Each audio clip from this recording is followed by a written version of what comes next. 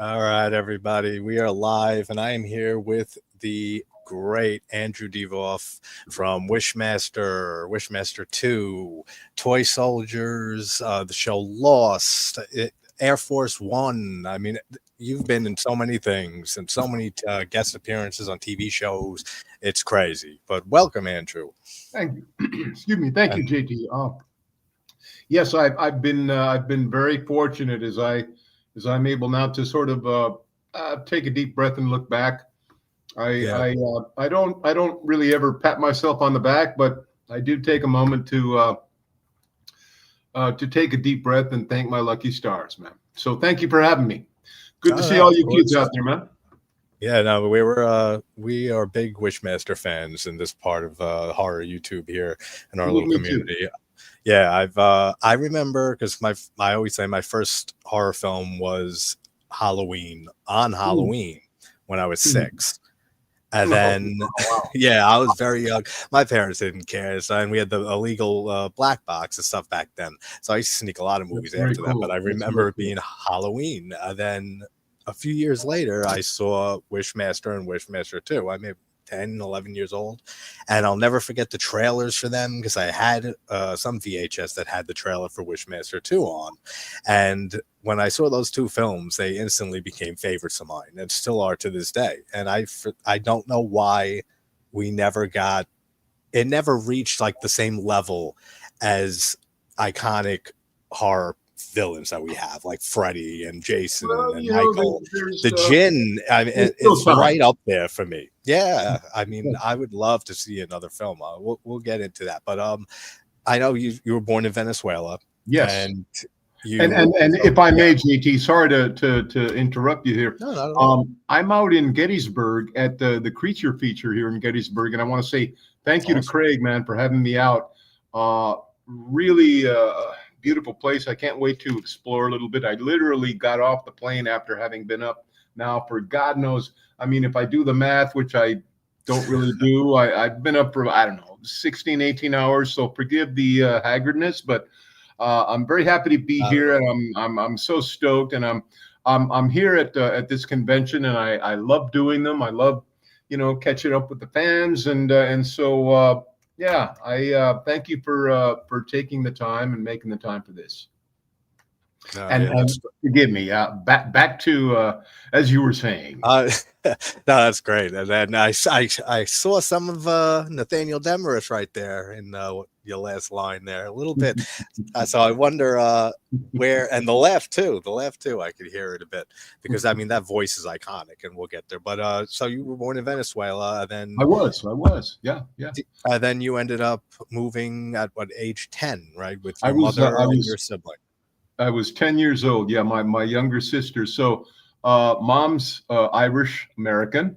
My Okay, father's Russian. Irish. He worked. He was down there working. Ended up working with Goodyear, heading up director of operations. But at that time, he was a wildcatter. My pop, and his boss was my mom's dad. So that's kind of Yeah. how that happened.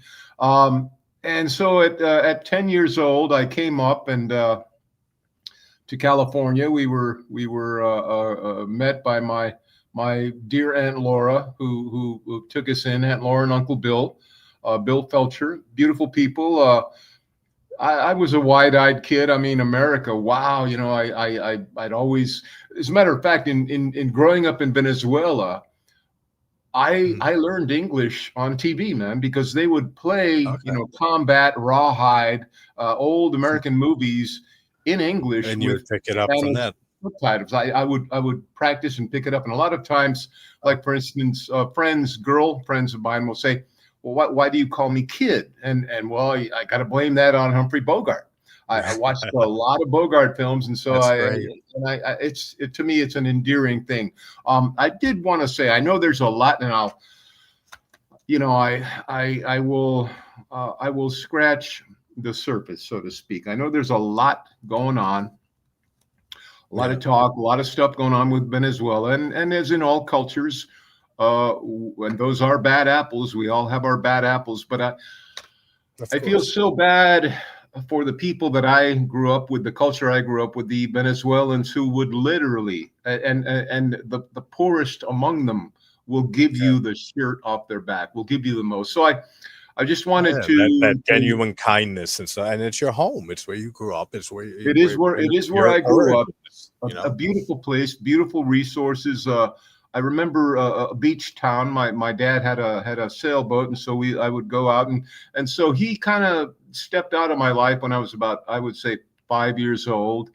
But he would every now and then come around and take me down to a place called Tucacas, which was absolutely beautiful. There was Yeah. also another place there we would sail by called Cienega del Cumare.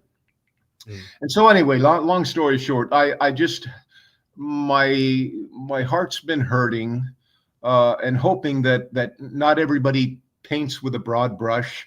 The Yeah. Venezuelan people are good people, hardworking, honest people, and as I say, the poorest among them will give you whatever they have, whatever you need. So, having said that, listen, and we will discuss later. I think I brought up to you in our back and forth conversations a friend of mine, Yes. Mauro, who has he has an Instagram page called Mondo Pupo, MondoPupo, and he Yeah, is guys, I'll put that in the description when we end this. excellent, I'll get the excellent, link to brother. put in, so And you can his check it out. artwork, as you'll see, is sort of a melding of Roth, of the custom culture of the Rat Fink stuff and Mad Magazine, but very much more debauched. Okay, Yeah. so onward. Yeah, I'll put that link in there for sure. So yeah, when you came up to you moved to California, then when did you and first of all, with while we're still on the topic of language, I mean, you can speak what, 8 languages? I speak, and you've always had a fascination with language, which I admire. well, I yes, love that. yes. I must say it was sort of it was a result of being bullied when I came to the States. I apparently my English wasn't all that good. I had a nickname. I won't repeat it because just it's offensive to even say. But Yeah, suffice it to say that caused me to obsess on languages. And yes, now I am current. I'm conversant. I'm fluent in 8, and I speak smatterings of another 10 or 12. Yeah, that's amazing, and it Thank you. shows the similar. When I was saying backstage, I'm a musician since 11, 12 years old. Pretty much a similar thing. Bullied Gotta have an ear. in school a bit and stuff, and then just found an outlet, and it was music, and I started teaching myself guitar, and to this day I still play all the time. I put horror themed covers and stuff like that, score covers, and post them on the channel and stuff. So I found a way to integrate the horror with music in a way and put that out there. But I love hearing the origin of where your fascination for language came from. But so when did you first know that you wanted to pursue acting? Was it before you moved to the States, or as a young kid, or was it later? Not necessarily. I think for me, coming to the States and being able to communicate, because after all, art is about communication. Be it the plastic arts, sculpture, music, film. Absolutely. And so I was sort of pained, very pained as a child about the fact that, well, as a 10-year-old, about the fact that, wow, I guess I don't speak English. I went to a school in Venezuela called Gloria Felix School, and that school, they taught English and did the courses all in English. And my school up until that point had been a school by the name of Santiago de León de Caracas, and that was run by nuns who could make pick your best baseball pitcher. I mean, they could embarrass. I mean, I would sit in the back. There'd be 50 kids in the room, and the chalk was like, the size of this tube here, but it was square and pointed. It was a missile, man. And I'll tell you what, I don't know. I must have been a smart ass. I was the target of several of those missiles. But so coming to the States, I felt was very shy, very introverted, but I felt that there was something inside me that I wanted to bring out, that I wanted to express. And so acting and it seemed to be, the way forward. And before acting, really, I would go. I remember in high school, I would go to parties, junior high and high school, when the parents aren't there, and wink, wink, they knew a party was going to be thrown. Yeah. Anyway, I would do stunts. I would fall down the stairs, and so I got a big kick out of getting attention. So I was an attention hoe, no doubt. Yeah. No, I mean, so the first film that you were in was a movie that I've seen, but I don't remember it right. Like hardly at all. Neon Maniacs. Yeah, was yeah. 86. Doc, yes. Doc was your character's name. Yes. So how did that first film happen? How did you finally make that jump to, all right, I'm now acting in a movie? Well, my first sort of step in that direction was getting headshots done, and so I had a headshot done, and I thought, well, cool, man, I'm halfway there, man. I got a headshot, and I remember passing that out, and then somebody followed up and said, hey, we got this role, you're perfect for it.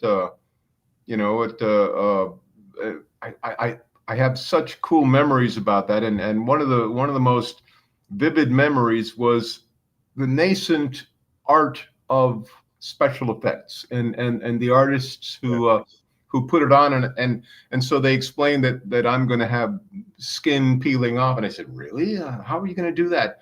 Really simply, man, with glue, toilet tissue, and come scratch it, paint it up, whatever. I was amazed by that whole process. Yeah, learning, seeing firsthand that form of art, because I agree, and I always am a huge advocate for practical effects, especially in horror movies. Like 99% of the time, I want to see practical effects. I mean, The Thing is my favorite film of all time, and I think that has the greatest effects ever, in my opinion, put to film.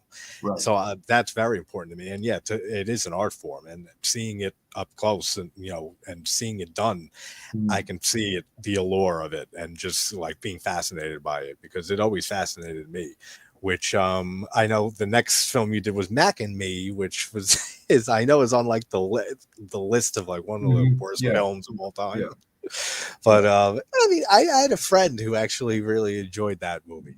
So I mean, there's still an audience, like with most movies. There's so both of those films, I took away something from each of them. So the second one, the most amazing thing about that Mac and Me was seeing the work. Well, no, it was the pyrotechnics.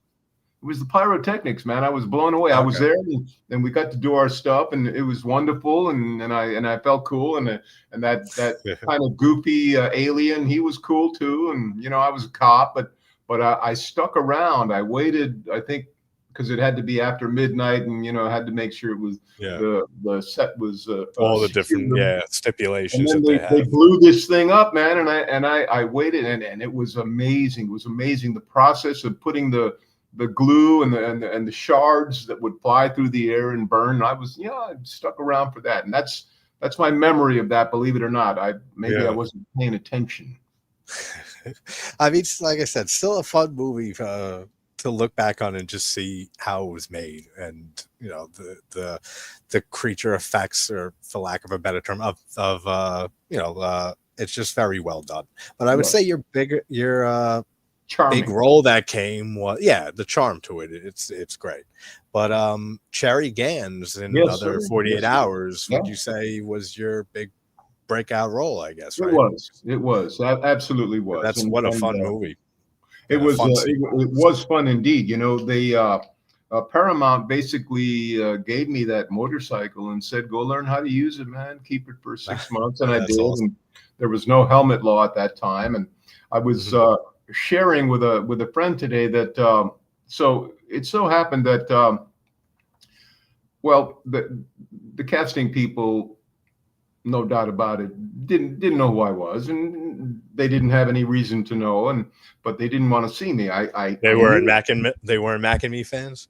They weren't, apparently not. They didn't mention that. No. So I couldn't get in. I couldn't get in for a reading, and so I remember that I had been. They saw a headshot, and and by they, I mean Walter Hill had seen a headshot, and they came to me and said, "Hey, he wants you. He wants you for this role in a movie."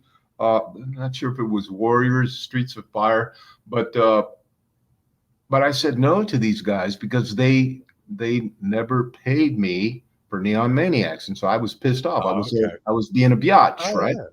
And so rightfully so, though. I mean, they yeah, weren't paid.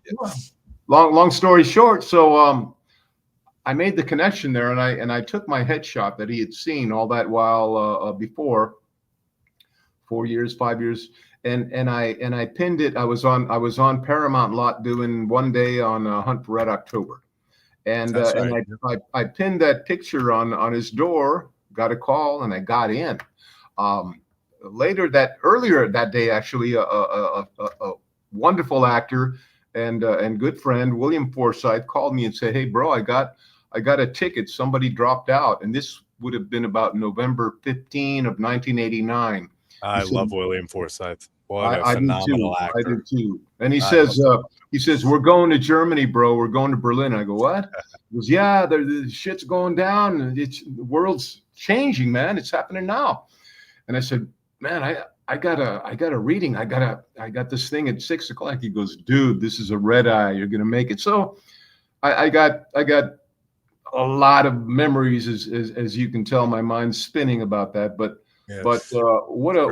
what a beautiful movie. And I got to say, I love Walter Hill. I love him. One of my favorite movies still to this day is Hard Times with Mr. Charles Bronson, whom I happen to have driven a couple of times in my limo. He was a sort of a here and again client. I drove a limo for a while. That's right. Yeah, you were a limo driver for a while before you started. It allowed me to pay for my classes and to just have my time to myself. And so, but nothing but good memories on Another 48. And Walter, as I say, how was working? Wonderful.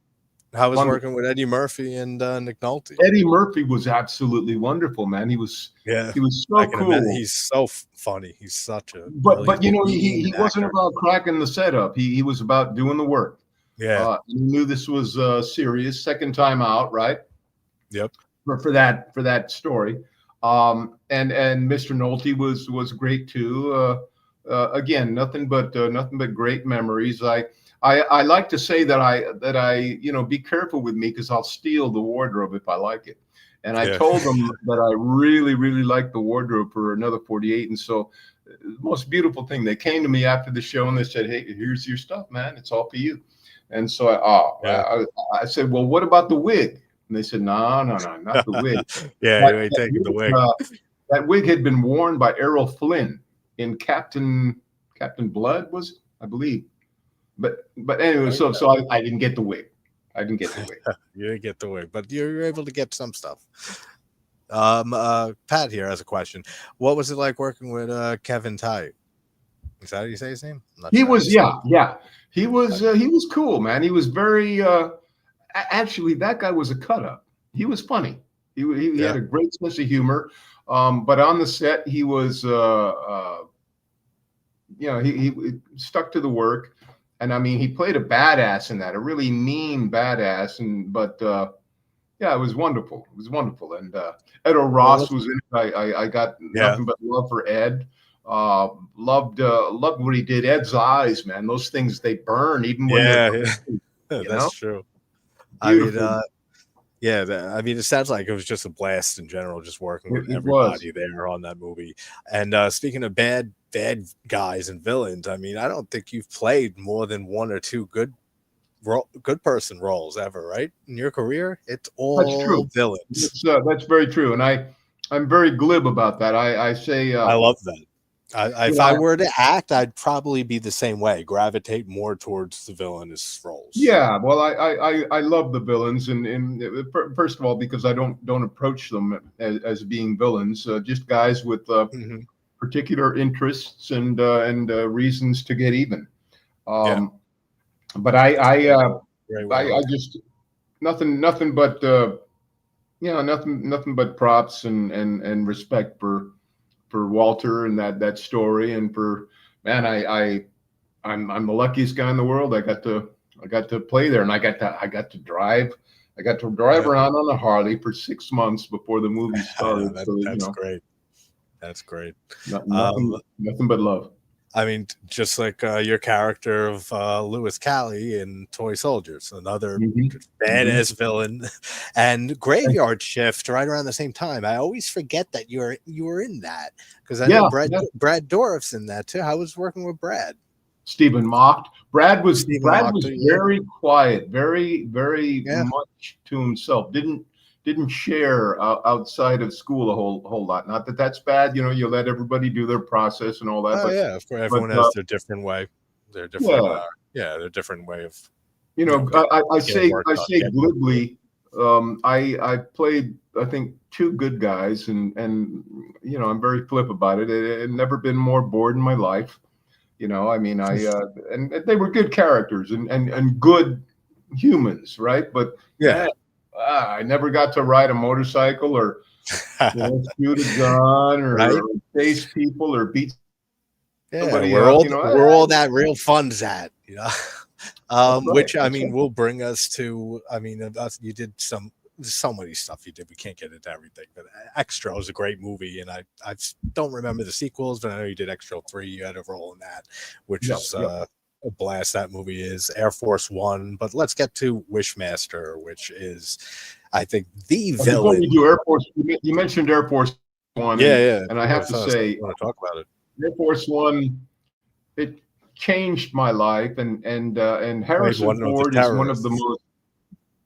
He's one of the most decent guys, one of the most humble, and I say humble. I mean, to remain humble and to be at the stature that he is at is an amazing thing. I got nothing but love for him. We're doing, before we do the fight, and I was really hired to do the fight with Harrison. As I mentioned, prefaced, I started my career as a stuntman. And so I was hired to do the fight with Mr. Ford, and I waited around 6 months until the fight came, and finally it came, and man, it was so wonderful. He was there. Usually the Harrison, the A1 dog, will take off when the camera turns around. Now they're looking at me, and I'm taking the punches now, right? He stuck around, man, and he, that's it, Andy. Throw another one, man. Oh. I got it shows his passion, for the craft, and with anything, any type of art, you can always tell when someone has just that genuine passion, versus people that do it for other reasons and stuff. But you can always tell that core passion that people have. But I mean, Air Force One was a huge blockbuster, and fantastic movie, and. Wishmaster. Gary Oldman was wonderful. Gary Oldman is a favorite actor of mine. He's a favorite actor of mine, Gary. And he's a beautiful fantastic human. And by everything I've heard, interviews I've seen of him, he just seems like the nicest person, and he can get into any role. I mean, anything I've seen that guy do is it's breathtaking. When you really if you're really into the art of filmmaking, and you're watching any type of Gary Oldman performance, like in Bram Stoker's Dracula. Yes. His performance in that is just unbelievable. Churchill. I mean, come on. Yeah, Churchill. You can go. He can play anything, and it's really a testament to how he's pretty much regarded by many actors, if not most actors, as one of the best of his generation. Because he's phenomenal. But so Wishmaster came along how? Because we have Rob Kurtzman, who was known for K&B effects. Who was here, by the way, in Gettysburg this weekend, and I will tell him you said hello. I would love to talk to him. Actually, I tried reaching out to him, but I never heard back. All right, he's great. I'll give him a holler and say that it was fun. He should have fun with you. So John Esposito wrote a Graveyard Shift. He basically adapted Mr. King's story. Yeah, Stephen King to the screen, and unbeknownst to me, he reached out. He and Robert were good friends and had been for a long time. He reached out to Robert, knowing that Robert was getting this Wishmaster thing going. And he said, I think we might have your guy. And how he came up with that, I don't know, because I mean, dancing, here I was in a an overall and sweating all day and being an asswipe. Yeah. And somehow in that he saw, whoa, so I met Robert. I went in and I did the reading. And at that time, of course, no idea of what that genie's voice would sound like, what it would be. And so little by little, we worked on it. And I was just so happy. And really, I was intimidated by the role. I was intimidated because, wow, all of this built around this monster. And I have to say, really, the heroines and Tammy Lauren, it was all about the heroine. It really was. It was all about the heroine. And so I was intimidated. I thought, oh my God, my God, I'm going to flop. Well, then also you had so many horror icons there. Yes. In the movie, like but I said, I wasn't intimidated about that. That wasn't the thing that intimidated. It was me. Just being able to live up to the role, to get into that. Living up to the. I saw the Djinn, the outfit, the look, the mask, and I thought, oh my God, look at that. Yeah. And a lot of it, Robert's inspiration, his artwork, and I thought, oh man, I just don't know. And then when the first night we were out in Wilmington, San Pedro, when the Djinn meets Buck Flowers out by the dumpster. That is my favorite argument in horror. I just, man, when that Reggie Bannister has with him right before he meets you in the alley. I think that's the greatest argument in a horror movie. And Reggie, how beautiful was that, And Angus Slim, by the way, doing the narration. Intro. A lot of people don't know that it's him doing the narration. They're big fans of Wishmaster, and they look into behind the scenes stuff. And that is now my favorite scene to this day in Wishmaster 1. And Robert basically said to me, he said, you know what? You've got your makeup on. Go get used to it. Sit in front of a mirror and articulate, get used to how the mask moves, and make sure. And he made a point of telling me that you're going to have to almost feel like you're overdoing it, overacting under that mask in order to make the slightest sort of articulation, make the mask work. And then when it came about, when I picked the cigarette up and I say, run, insect, run and tell those you will what you will. Yep. Tell them there is something loose in their city, something which feeds on wishes. But tell them quickly while you still have a soul. Forgive my French, man, but can I can cuss. Yeah, absolutely. Yeah. There's no rules here. Yeah. Well, fucking great. I effing love that scene. I got to tell you, I love that, and Robert was. Thank you for recreating it right there with the voice. Yeah. That sent me chills right there. I grew up watching those movies, so they're guilty pleasure films for me. The Wishmaster 1 and 2 were films I can throw on anytime. Like, I'm the type of person I need something on when I fall asleep. I can't just fall asleep with nothing. So I'll either throw a movie on or throw music on and stuff. But I have like maybe a few dozen films that are like ones, if I can't sleep and I can't think of something to watch, I'll just throw one on. And Wishmaster 1 and 2 often will make that list now and then. But great. Yeah, the voice. So obviously you overcame the fear of getting into the role because you're fantastic in it. And the voice, man, just how did you come up with how he should talk? And that it's like that garbage compactor is how I always have heard it described, and how I describe it. I think it's the best way. It's like that garbage compactor voice. Mm-hmm. Like you just smoked like a carton of cigarettes. Yeah. And so I it was kind of a bit of serendipity. I my first day in makeup, I remember breaking for lunch and then coming back to the makeup room after lunch, after eating the solid food, and Yeah. having these brilliant makeup artists having them do the low life job of picking crumbs of food from between my skin and the Djinn's skin, if you will.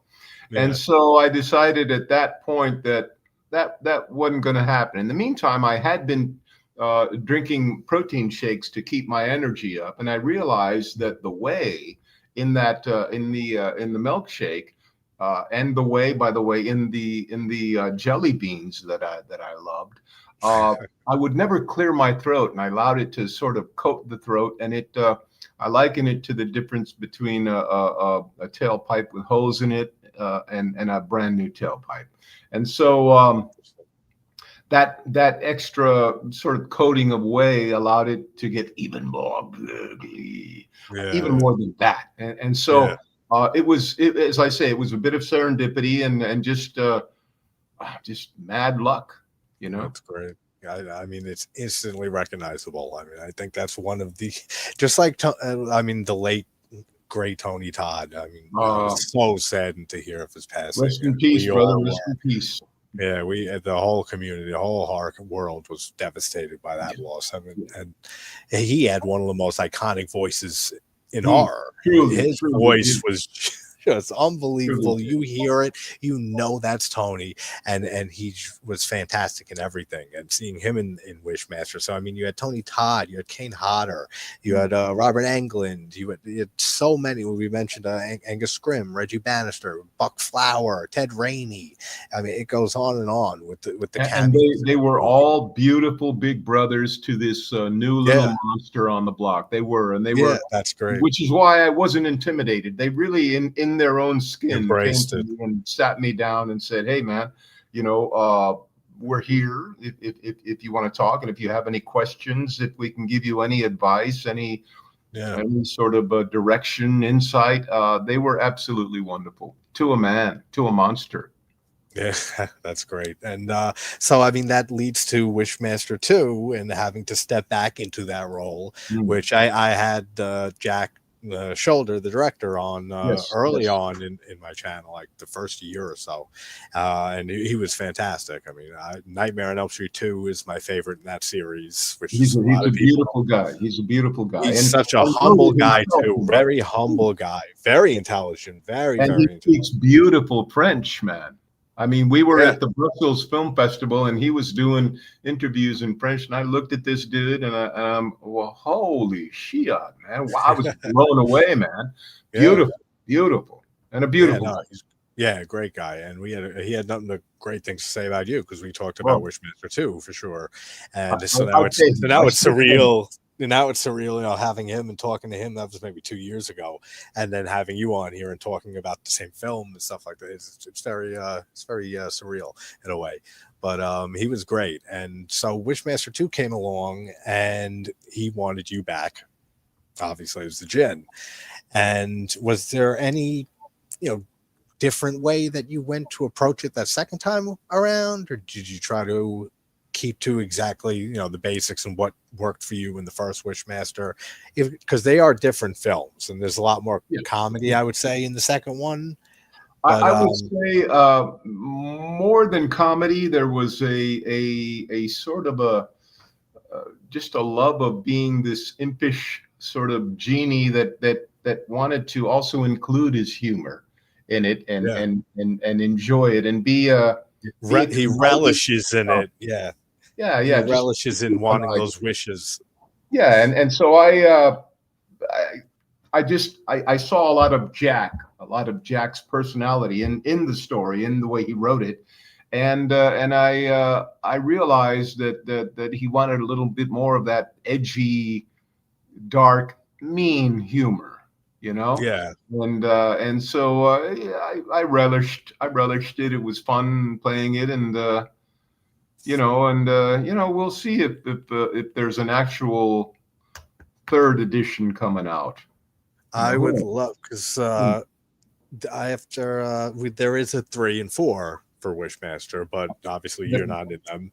And in my opinion, I mean, I don't like them. I don't think they're good. Well, There's an audience for them. I know some people who do enjoy them, but for me, it's the first two, and that's it. Like, I would love to well, see a new yeah, Wishmaster, and and me too. you would have to return. It would have to Yeah, be you. yeah, I would love to. And listen, for a while there, I got my panties twisted about not participating in 3 and 4, and them not being written, not being directed in the sense of direction, going somewhere Yeah.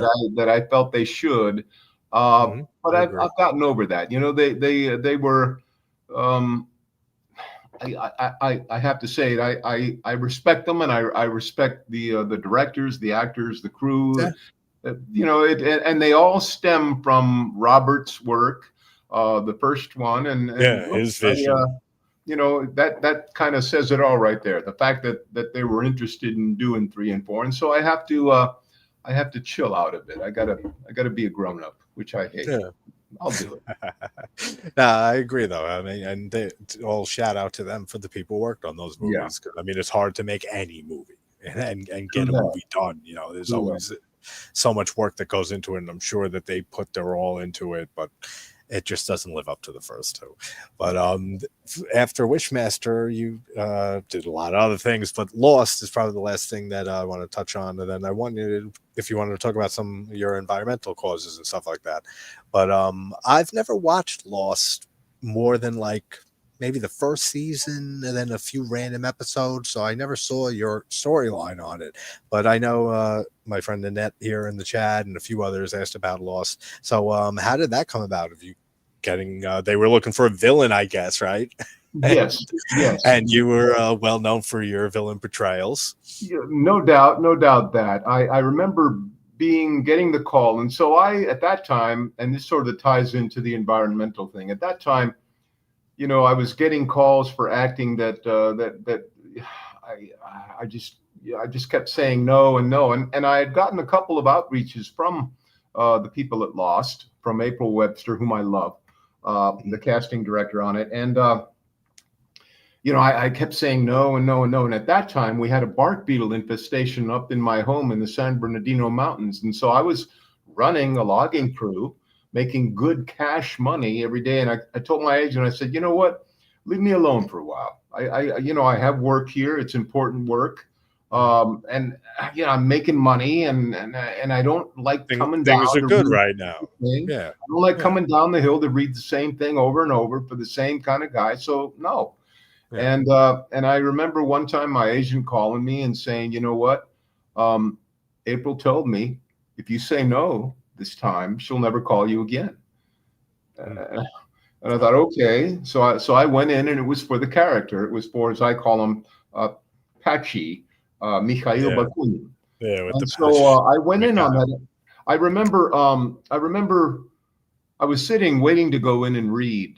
And I remember, as it turns out, I didn't know who the gentleman was at that time, but this guy sticks his head out and he had just hung like a 10-speed bike on a wall, and he sticks his head out and he looks at me, kind of cocks his head, and he looks at me for a moment, and I see him, and then I look away because I figure, well, he's figuring something out. That was JJ, and so.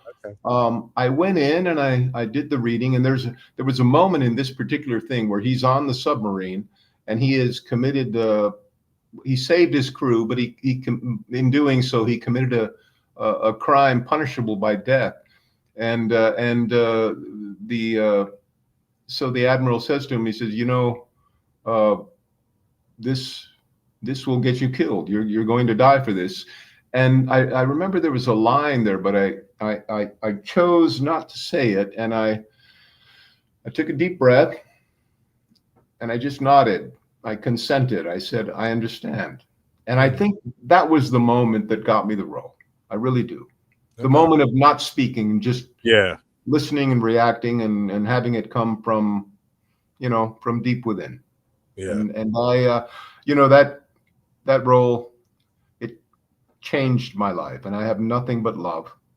I mean, it was such a big show. That was such a big show.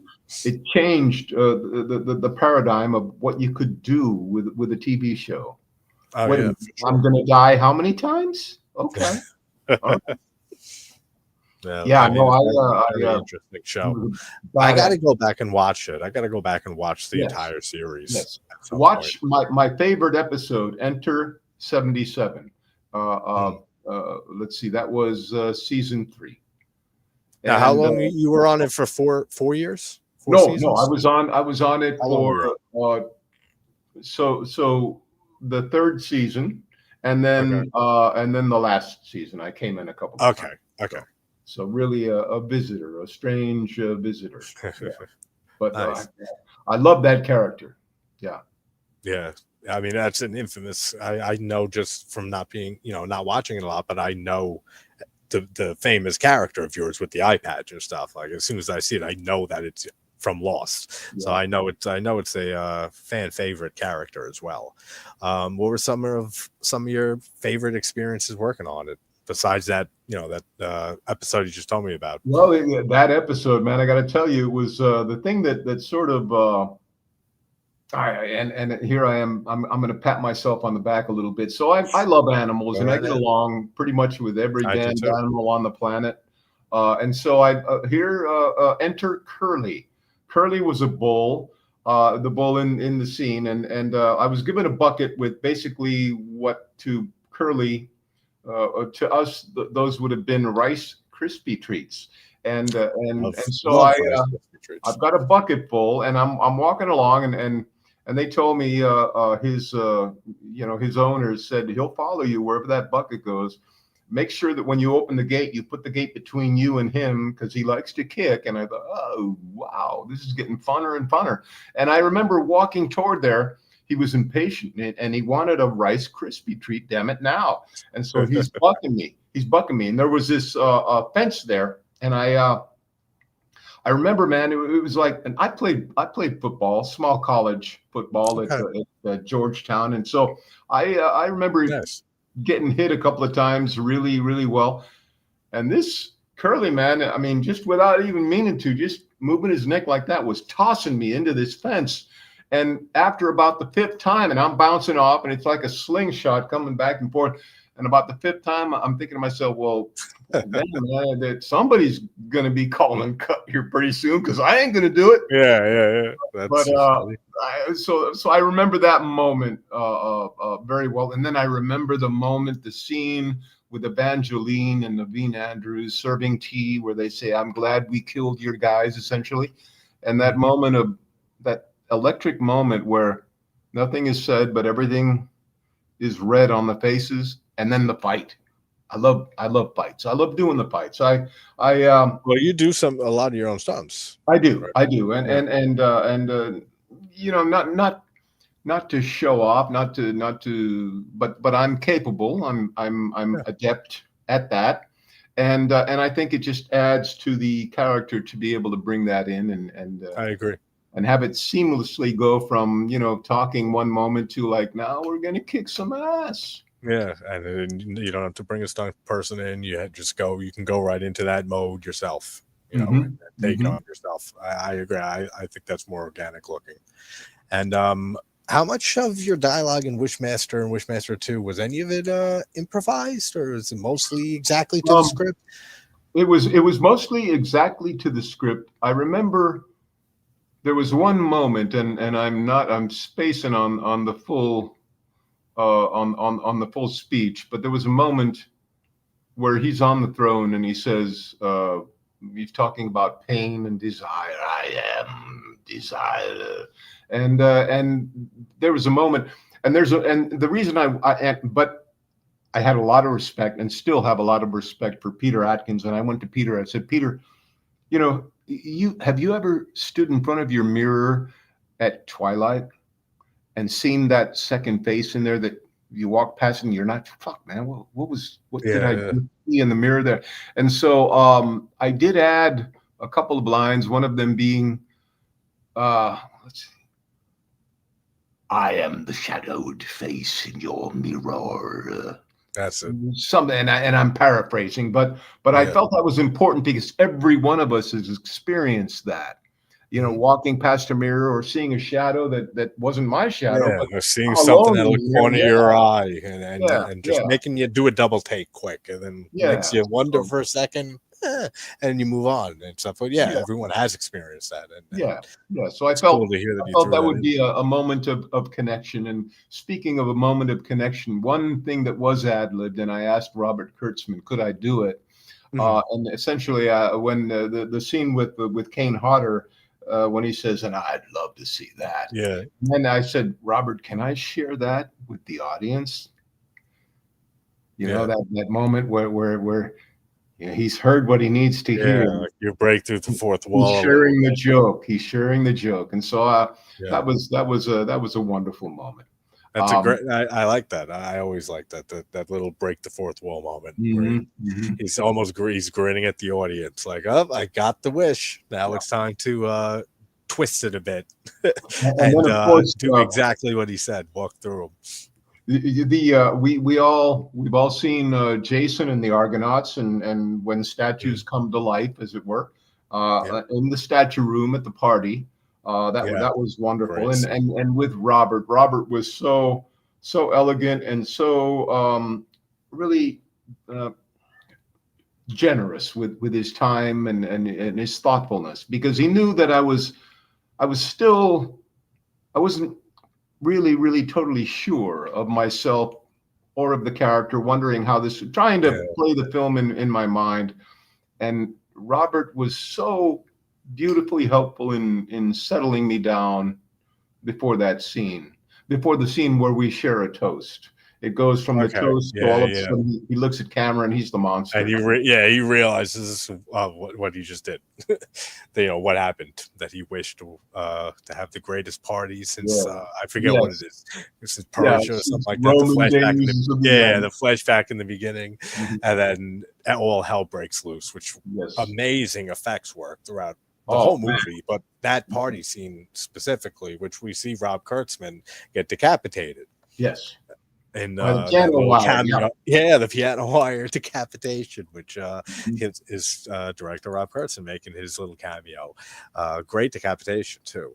Question from the net here, which I think I know the answer because it was produced by Wes Craven. Wes Craven presents. I mean, Yes. Wishmaster, but he Yes. didn't direct the movie or so. So she asked No. how was working with Wes.